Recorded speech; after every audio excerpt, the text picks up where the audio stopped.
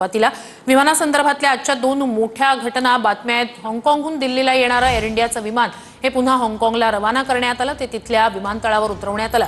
Air इंडियाचं Boeing 787 Dreamliner हे विमान पुन्हा एकदा विमानात तांत्रिक बिघाड झाल्याची शंका असल्यामुळेच काही काळ घिरट्या घातल्यानंतर विमानतळावर उतरवण्यात आलं।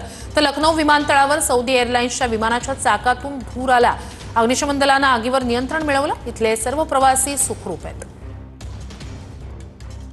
अधिक या सगळ्या संदर्भात जाणून घेऊया आपले प्रतिनिधी सागर शिंदे यांच्याकडून। सागर, अहमदाबाद दुर्घटनेनंतरच्या पाठोपाठ येणाऱ्या अशा काही समोर येणाऱ्या घटना चिंतेची बाब आणि प्रवाशांमध्ये एक भीतीचं वातावरण निर्माण करतात। श्रुती, आजची पहिली बातमी आहे लखनौ विमानतळावरची। लखनौ विमानतळावर सौदी एअरलाइन्सच्या विमानातून चाकातून धूर आला। लँडिंग गिअरमध्ये बिघाड झाल्यानं चाकातून धूर आणि ठिणगी आल्याची घटना घडली।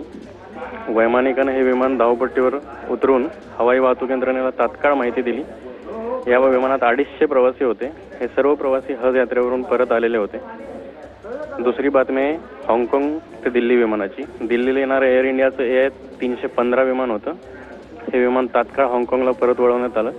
या विमानात तांत्रिक बिघाड झाल्याची शंका होती। उड्डाणानंतर काहीच वेळात या विमानानं साऊथ चायना सीवर घिरट्या मारल्या। त्यानंतर हे विमान तात्काळ हाँगकाँग विमानतळावर उतरवण्यात आलं। दिल्लीला येणारे हे विमान 787 ड्रीमलाइनर विमान होतं। सकाळी 8:50 उड्डाण केलेलं हे विमान दुपारी 12:20 दिल्लीला येणं अपेक्षित होतं, पण तांत्रिक बिघाडामुळे हे परत हाँगकाँगला वळवण्यात आलं। नक्कीच तुर्तास धन्यवाद तुम्ही दिलेल्या संपूर्ण माहितीसाठी।